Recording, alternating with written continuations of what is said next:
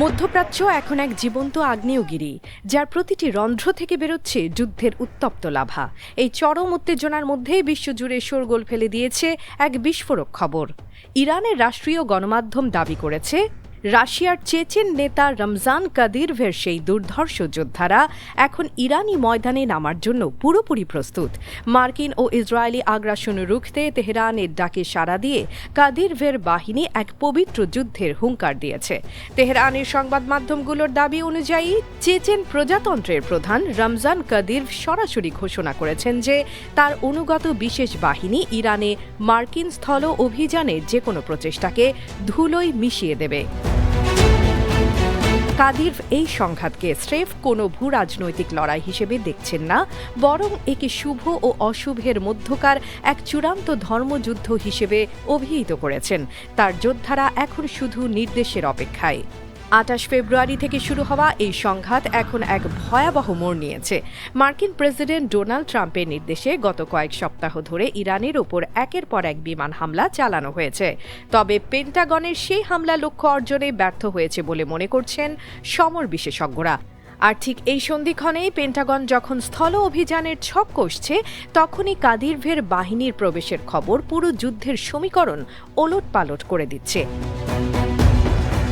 Iran এই যুদ্ধের পেছনের কারণ হিসেবে এক চরম বিশ্বাসঘাতকতার কথা উল্লেখ করেছে।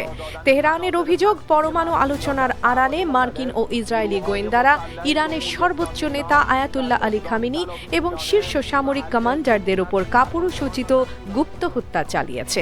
এই শোককে শক্তিতে রূপান্তর করে ইরান এখন মরিয়া হয়ে উঠেছে। পারস্য উপসাগর জুড়ে মার্কিন ঘাঁটিগুলোতে ইতিমধ্যে ৮৮ দফা ক্ষেপণাস্ত্র ও ড্রোন হামলা চালিয়ে নিজেদের সক্ষমতার জানান দিয়েছে তেহরান। যুদ্ধের এই নাটকীয়তায় এক নতুন মাত্রা যোগ করেছে ইউক্রেনের নাম জড়িয়ে পড়া। তেহরান সরাসরি অভিযোগ তুলেছে যে কিয়েভ সরকার শত শত সামরিক বিশেষজ্ঞ পাঠিয়ে মার্কিন ও ইসরায়েলি বাহিনীকে প্রযুক্তিগত ও কৌশলগত সহায়তা দিচ্ছে। এমনকি জাতিসংঘ মহাসচিবের কাছে পাঠানো এক চিঠিতে ইরান স্পষ্ট করে জানিয়েছে যে ইউক্রেন এই জ্বলন্ত আগুনে ঘি ঢেলে বিশ্বকে ধ্বংসের দিকে ঠেলে দিচ্ছে।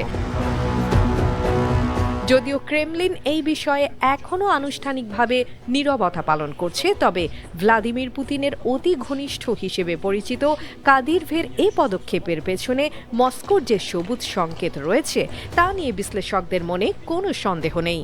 ইউক্রেন যুদ্ধের রেশ এখন কৃষ্ণ সাগর পেরিয়ে আছড়ে পড়ছে মধ্যপ্রাচ্যের সৈকতে। পশ্চিমাদের বিরুদ্ধে রাশিয়া ও ইরান যে এক শক্তিশালী নতুন ফ্রন্ট খুলতে যাচ্ছে, কাদিরভের যোদ্ধারা তারই অগ্রবর্তী দল হিসেবে কাজ করছে। এদিকে পারস্য উপসাগরের কৌশলগত গুরুত্বপূর্ণ খার্গ দ্বীপ দখলের জন্য মার্কিন নৌবাহিনী যে তৎপরতা চালাচ্ছে তাকে আত্মঘাতী বলে বর্ণনা করেছে তেহরান। ইরান হুঙ্কার দিয়ে বলেছে, ইরানের পবিত্র ভূখণ্ডে পা রাখার অর্থ হবে মার্কিন সেনাদের জন্য নিশ্চিত মৃত্যু। কোনো সেনাকেই তারা জীবিত ফিরে যেতে দেবে না বলে হুঁশিয়ারি উচ্চারণ করেছে তেহরান। এশীয় ও ইউরোপীয় শক্তিগুলো এখন রুদ্ধশ্বাসে তাকিয়ে আছে এই সংঘাতের গতি প্রকৃতির দিকে। কাদিরভির সুশিক্ষিত এবং রণকৌশলে ভয়ঙ্কর যোদ্ধারা যদি সত্যি ইরানের মাটিতে সরাসরি লড়াইয়ে অংশ নেয়, তবে তা হবে ন্যাটো ও পশ্চিমা শক্তির জন্য এক অভূতপূর্ব চ্যালেঞ্জ। অনেকেই প্রশ্ন তুলছেন, এই ছায়া যুদ্ধ কি তবে সরাসরি তৃতীয় বিশ্বযুদ্ধের রণদামামা বাজিয়ে দিচ্ছে? যদিও এখন পর্যন্ত চেচেন বাহিনীর মোতায়েন বা ইউক্রেনীয় বিশেষজ্ঞদের উপস্থিতির কোনো নিরপেক্ষ সত্যতা পাওয়া যায়নি, তবে তেহরানের প্রচারণার ভাষা বলে দিচ্ছে পরিস্থিতি কতটা গুরুতর। মধ্যপ্রাচ্য এখন এক আগ্নেয়গিরির খাদের কিনারে দাঁড়িয়ে।